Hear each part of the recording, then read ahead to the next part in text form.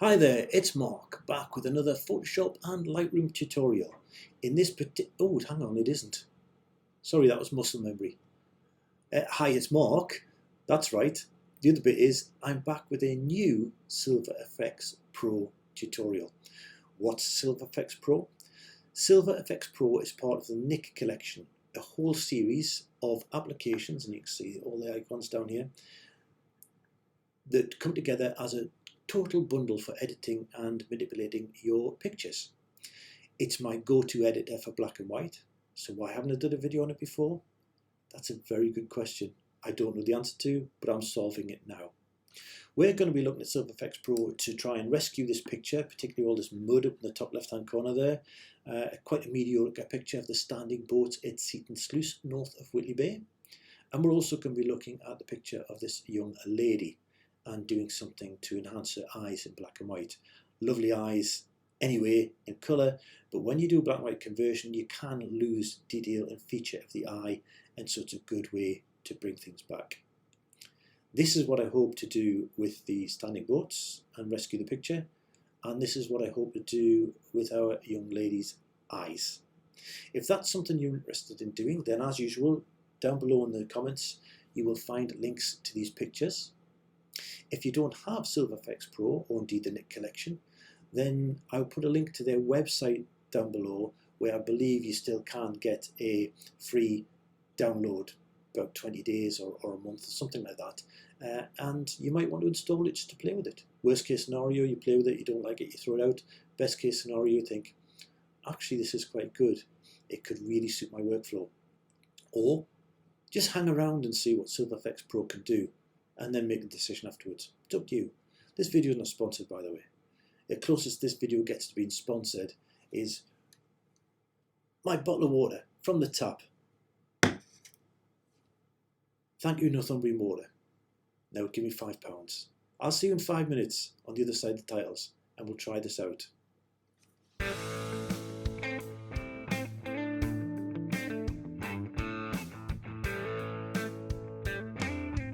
Here we are in sunny Lightroom with our two photos for today. Now you do not need to have Lightroom or have launched these from Lightroom to use Silver Efex Pro or any of the Nick collection software. You can just drag and drop the picture from your folders onto the icon, and that should do the trick. I happen to use Lightroom to catalogue all my pictures, including all my YouTube tutorial information. That's why we're starting from here. Now Silver Efex Pro's got so much in it, as indeed has the entire Nick collection, that I can't do it justice in one video. So the plan is we will look at all the mainstay global adjustments using this picture of some standing boats in Seaton Sluice, in particularly majoring on soft contrast and dynamic brightness, which are two sliders I think make Silver Efex Pro stand head and shoulders above other editors for black and white conversion. And then separately we'll use this picture of this young lady to look at control points, which is what Silver Efex Pro and the rest of the Nick collection use to mask and hone in on the finest of detail. So let's start here, and without further ado I will right click and I will edit in Silver Efex Pro 3. Edit a copy. There's the copy Lightroom's just taken, and now it's launching Silver Efex Pro. There's Silver Efex Pro, our photo loading, and here we are. Now before we do anything else, I'm going to do a quick tour of the interface. Over here we have presets. You click on a preset and it applies the changes in that preset to your picture. There are 64 in total, and they're in separate little groups. I generally tend to, but not always, leave it on the all and just scroll. And over here we have our adjustment panels, and this first part we're going to look at the global adjustments here. So all of these, you'll note some contrast has changed in here. In fact, if I click on a different one, you'll see other things have changed, and if I click on another one, even more things have changed. And that's an important point. If you have spent time making some changes, and I'm deliberately just taking everything to the left so it's far easier to see. Not interested in the picture, just watch over here while I click on another preset. It unpicks that knitting. It undoes anything you have done so far. So preset trumps what you have done. So don't think you can apply a preset to add some of this look on top of your edit. Do it the other way around. Add the preset, if indeed you want to use presets, and then come and tune the preset over here with the sliders. Another thing to call out is this non-destructive edits. I always put a check mark in there. That means that when I go back to this picture, perhaps in a week, a year, whatever, when it opens, I will have all of these still set and I can individually tune. However, if I don't have that set, when it opens up, it will show me the picture when I last left it with everything baked in, so I can no longer alter those individual things. I can try and redo them if I remember what they were by sliding something the opposite way, but for the price of being able to redo and a larger file, it's worth checking. The next obvious part is our zoom controls, fit to screen, fill, zoom 1 to 1, 2 to 1 and more. And once you're in one of these more powerful zooms, you use this little box over here to say where you want your little window to be. No pun in the fact I've just brought a little window into play, but that's how you navigate around once you've zoomed in, and then back to fit. Compare. Because I've actually made some changes, I can actually use a compare. If I hadn't have made any changes, this wouldn't have worked. Hold the button down, and that's the original. Leave go, and that's where we are. This is a split view. Click, and I can move the comparison slider across, or indeed in the middle of it, change it to moving up and down. This one is our side by sides and top to bottoms. So there it is, top to bottom, and there it is side by side with the original on the left and the edited one on the right. Okay, so that's presets, which will apply, and you'll see what they've done on the right. That's the compares, the zooms, and that preservation box. For this picture, we're going to focus in on this section here, but I do need to introduce you to histogram. This is not a lesson on histograms, but to help explain, to really nail home the fantastic job that soft contrast and dynamic brightness do, we're going to be looking at the histogram as well as our picture. So what is a histogram? The left hand side is black, the right hand side is white. And as we sweep across, we go black to shadow to midtones to highlights to whites. That is our tonal range across any single picture. How much of each tone is present is our graph going up. So there's quite a bit of black in this now, so that's why the black side is up. There's peaks, there's a lot of peaks in the highlights, mostly the sky here and some on the water. And then you've got your midtones in the middle. Let's now just jump back to our original picture. And now you can see it was a brighter picture. It was a bit overexposed, and you can see that huge spike of white. So that's the histogram. So what is my workflow? My workflow in Silver Efex Pro is usually to go straight to dynamic brightness, then to soft contrast. In this particular instance, because we are so blown out, I am actually going to do a full brightness change just to bring some of that down. I'm starting to see some of the little lines come back in the sky just a little bit, and I'm going to take some of the highlights down a little bit as well. It's still quite blown out, but I wanted to make those before I go to dynamic brightness. But usually, if the picture's better exposed, I'll just dive straight into dynamic brightness. So what does it do? Watch this histogram while I throw my brightness over to the left. It takes all the bright areas and throws them over to the black end of this histogram box. As you'd expect, no prizes for guessing what happens to the direction. It takes all the blacks and shadows and the midtones and it slides everything over to the white side of the histogram box. Now we had ours at about -15, I think. Okay, now watch what it does on dynamic brightness. To the left, It's moved things to the left. You can see the blacks have certainly got higher, but it hasn't taken away whites. We've still got clearly some whites. We've still got clearly some highlights, and our midtones aren't all stacked over either. So dynamic brightness is an intelligent slider insofar as it looks to try and preserve your highlights and whites when you decrease the brightness, and if you go the other direction, it looks to preserve your shadows and your blacks when you slide it in the other direction. And that's why I love it. I think there's so much you can do with this slider. I've edited many a picture in Silver Efex Pro where I've purely done dynamic brightness and I've been happy. One or two little tweaks, yes, but that has done it. That's before I even get to soft contrast. That's our brightness section. And we've still got separate sliders, which stands it out from other editors, for highlights, midtones and shadows on our brightness. So I'm actually going to take the shadows down a little bit more. And I'm actually going to bring up the midtones a little bit. And let's click before and after. And we're starting to take shape.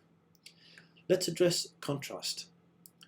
What does contrast do? Well, contrast is about building up or taking away the visible difference between darker and lighter areas of your picture.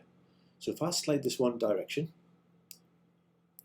here, and look at the histogram, we've taken everything from blacks and shadows and we've pushed it towards midtones, and we've taken everything from whites and highlights and pushed it towards midtones.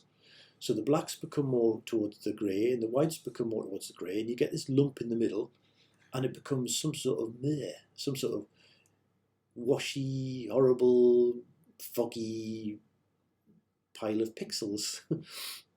Let's go the other direction, and the opposite would be true here.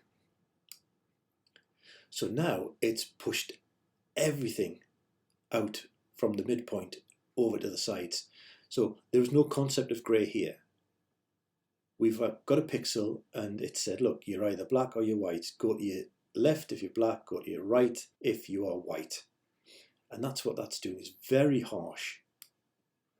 Let's do the same thing again with, incidentally, if you're struggling to get it back to zero, any slider back to zero, you just click on the actual slider button itself and it resets it. Now let's watch the histogram as I slide soft contrast over. Now that has applied contrast again intelligently. It is preserving some of the whites and highlights here and some of the blacks and shadows without that pile, that hump in the middle. And if I slide it to the direction, it's a similar parting of the waves that we saw before, but not as bad. Now on this particular picture, it is not showing this to its best, but that's why it's a slider and you would never really go to 100. But the principle is, it is an intelligent slider insofar as it tries to preserve the data. It's not saying contrast above all else. It's saying contrast, but let's try and keep true to some of the shadows and the highlights, etc. And in this particular instance, I want to use it to bring it over the other direction here to about there. Where my eye is focusing at the moment is highlights and the back of the boat. When I adjust contrast, I tend to look at dark and light areas of the picture, not just the whole picture. Initially try and pick them out to see what the contrast is doing. And I'm going to go a little bit further. Now, having done that, I can address the overall contrast of the picture, which I do want to take up a little bit to about there. If my contrast adjustments so far have made the blacks too wishy-washy, I can actually choose to amplify the blacks. Ditto, I can amplify the whites. I'm not actually going to do much there, but I am going to take the blacks and I'm going to pump them up just a little bit. So again, within contrast, you've got 4 sliders rather than just 1. Within brightness, you've got 5 sliders rather than just the 1. And that, I think, is starting to look quite okay. We've certainly rescued all this blown out area. We put some structure back in the sky. We've got a nice contrast going on. What it needs now is some texture, some clarity. If I was in Lightroom, I'm not in Lightroom, so where's my texture and clarity? Here it is, structure. I've got 6 sliders to play with here. And again, we've got a structure and some variation of it, a fine structure in this case, but then we can also split it into highlights, midtones, shadows and blacks, giving us greater granularity. What is the difference between fine structure and structure? Well, fine structure applies to finer elements of the screen. It is a more subtle version of structure, but it is more evident where you have not got so much roughage, for want of a better word, in your picture. Now we've got an awful lot down here. So if I target structure, the normal slider, to one side, you can really see how that's brought it out. And we're starting to get a sort of black and white HDR type look. If I take it the other way, it softens it all out and you start to lose a lot of detail. Whereas if I use the fine structure all the way one way, yes, you can see things up in the grass and some down here, but it is by no means as bold. So I would tend to use fine structure more on the likes of portraits, where I'm addressing things like skin tones, where pores on the skin, you just might want to just slightly smooth out, all things like that. But on something that is brazen and bash and bold with lots of angular bits sticking out all over the place, as this picture is, then I would tend to go for structure by itself. That said, once you've done that, unlike Lightroom, you can then do similar within the highlights. Typically to one side, you might do that to soften out anything that is in the likes of blanket skies. But if you've got other highlighted details, such as in here, you might want to use it to pick those out. Midtones as well, and indeed shadows. And I'm not going to bother with blacks because I've already tended towards black, so deliberately take some of the information away. And if we have a look at before and after, that's still a little bit too strong, I think. I'm going to take that structure back a little bit. And finally, we've got shadows and highlights protection. What's that? Well, in many of these sliders, I've changed something which will affect the shadows collectively. And if I think the shadows are looking a bit too different from the original picture, I can actually go back and try and individually tune all these, or I can say to myself, you know what? I want to protect what the original shadows look like.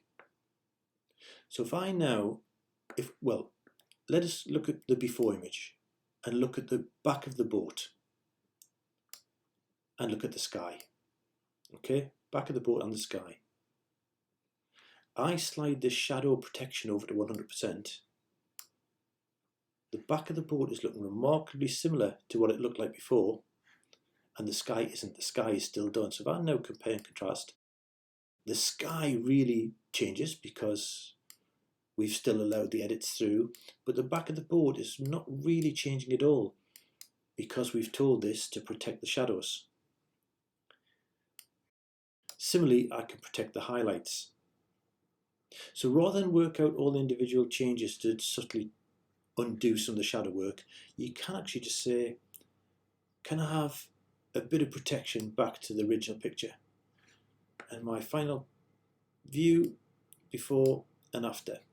Now, whether or not you like that particular edit is irrelevant. It's more about learning what those tools are.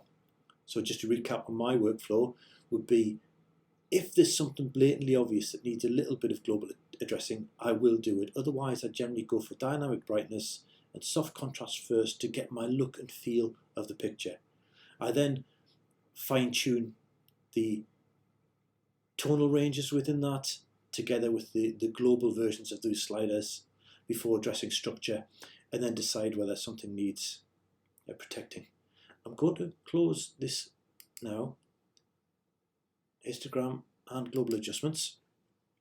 What I'm not going to cover off just yet, possibly for another video, is all the film types and grains that you can add, but it's worth popping in and start applying some of these and looking at the changes on your picture. In fact, I think I do need to come back to this one actually, because there's an awful lot you can do together with the tone curve. We will look at a little bit of finishing when we come to the portrait picture, but other than that, I'm going to click apply. And we're back in Lightroom. Let's just double click on that one to bring it up.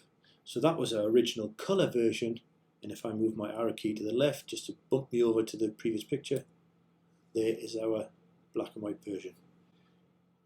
G to get me back to my grid view, and let's do it all again with our model. So right click and edit in Silver Efex Pro 3. Edit a copy. There's the copy. Here comes Silver Efex Pro and our image. Alright, now I'm not going to do anything in global at all, but I am going to apply a preset. I do have a preset I do particularly like for portraits, and it's under On Vogue, and it's called More Silver, so shout if you see it. There it is there. So we're going to click on that preset and apply that. It's one I particularly like. I'm going to zoom in 1:1, get our eyes really in the middle, and they're a bit soft as well, so we'll see what we can do. Control points. Under our control points, if I click on a control point and I come and place it on the picture. So I'm going to place it right in the middle of her forehead. Just for demonstration purposes. We may or may not stick with this, and it's certainly not what I would necessarily do. And I'm going to drag it out. Now this circle is what I like to call the sphere of influence. So whatever we change in all of these sliders here for this control point will only impact pixels within this circle, within this sphere of influence. But only if they match the luminosity, structure and colour and such of this actual point. So it won't impact anything in the darks, in their eyes, in the eyebrows, in the hair, in the jumper. It probably won't impact anything down here. It will only impact things which are matching to the sample that is underneath there. You make the circle bigger by grabbing the sides, or indeed grabbing the control here and moving it. But what is under there? What has it sampled? How much of this is going to get changed? This brings me to masks. When I add a control point, I know roughly where I want to put it, so I put it on. I know roughly what size I want to do it, but to get to the meat of it straight away, I click on the mask button. So I put my control point in and I click on the mask button. Now, in Photoshop, in a mask, white reveals, black hides. So this has now shown me a mask of where any changes here will be applied. They'll be applied the most where this is the purest white, such as here, here, and so on, so these creases, and it will be applied the least where it starts to go to grey, and not at all where it is black. We can better this selection, control it, if you like, by changing the luminosity value. So there is a luminosity value under that control point. I don't know what it is, but by sliding this to the right, I'm telling the control point to be very respectful of that value and only highlight within our circle, within our sphere of influence, only highlight areas which are true to the luminosity value under that control point. And in doing so, I've now targeted the extreme highlights here that were in her face, because that's where I thought I was dropping the control point. I thought it was on one of the brightest points. I can further refine this by saying, and be true to the colour, even though it's a black and white image, be true to the colour that is underneath that control point. And now I've got an exceptionally detailed mask of what was under there within the sphere of influence. And if I just switch the mask off, what I was hoping to hit was a bright point. I'm actually in a bit of a darker point. I think I'm just going to move it to a slightly brighter part of her face.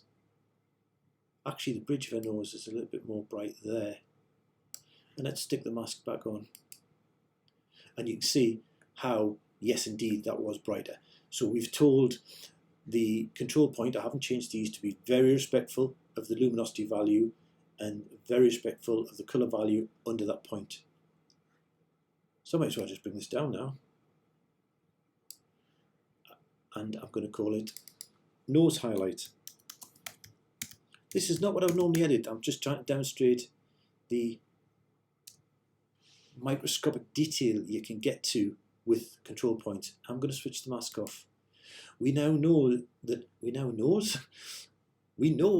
nose highlight is under this point. So now if I take the brightness and bring it down, you can see what we're targeting. But this is just, I just want to bring it down a tiny bit. And I want to take some of the fine structure out. Possibly a little bit more.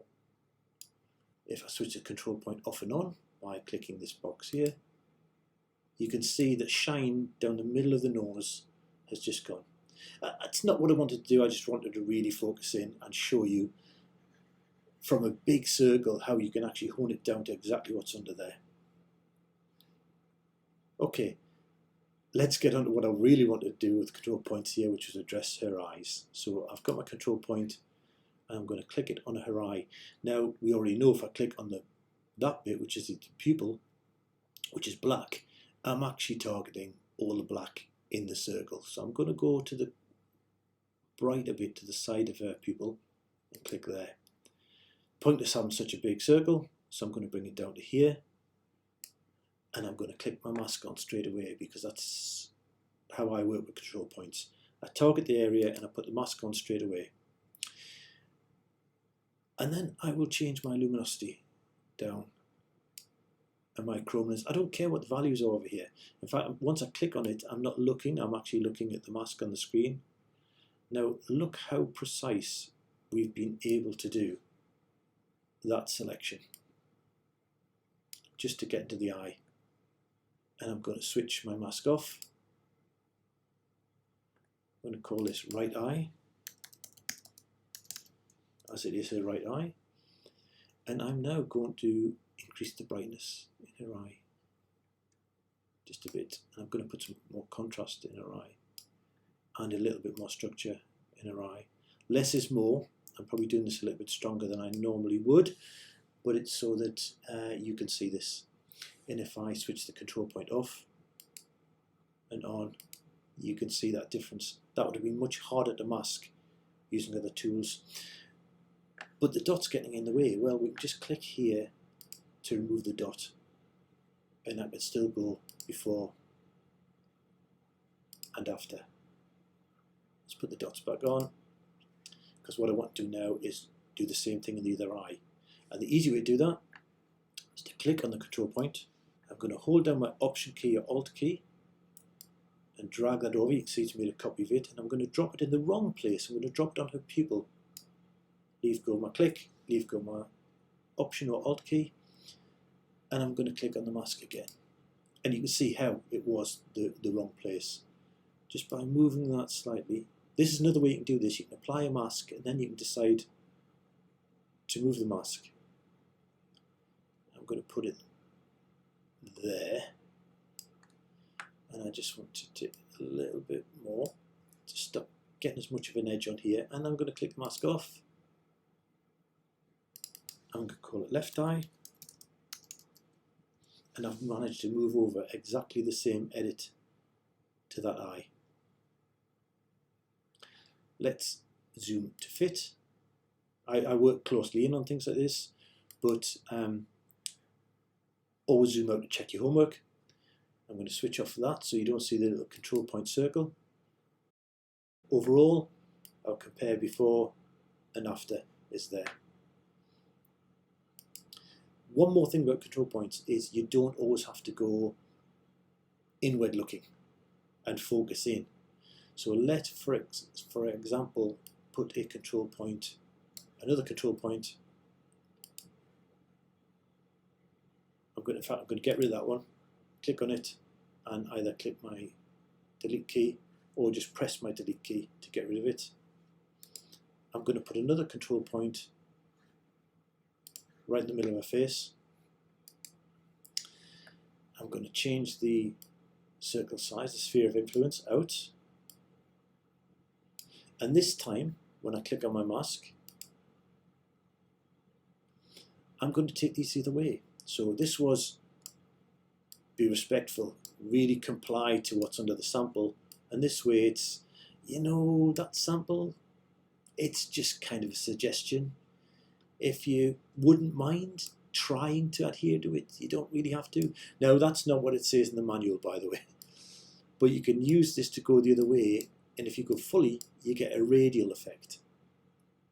So let's just leave that on for a moment, because it looks really bizarre, yet it might be useful.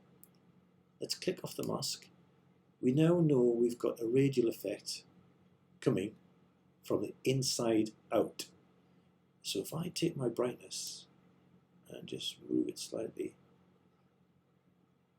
I've now brightened her entire face. A bit too much.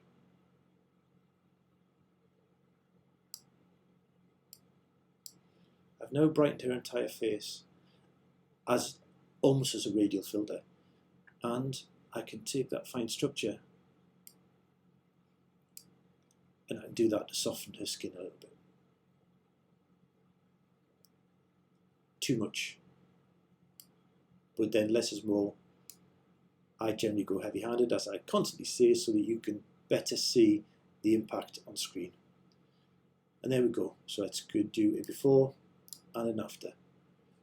And I'm almost happy with that. I say almost happy with that because I think I would like a vignette on to draw our eyes in.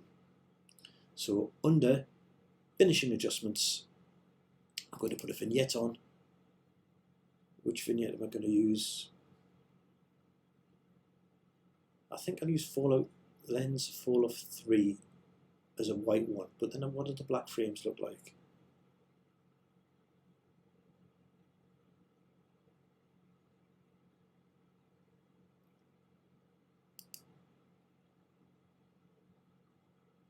That didn't really make much difference, did it? I'm going to go for Lens Fall-Off 3.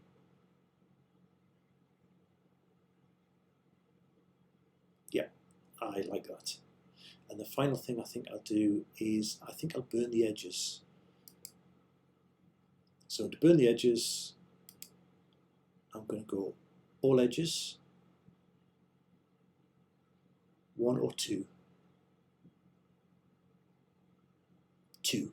I do like strong contrast, black and white, so I'm going to all edges 2. I'm going to leave it like that and click apply.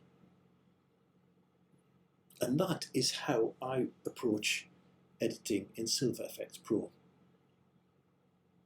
The things to take away are the soft contrast and dynamic brightness tools and how really well they work in giving you a good look and change to your pictures.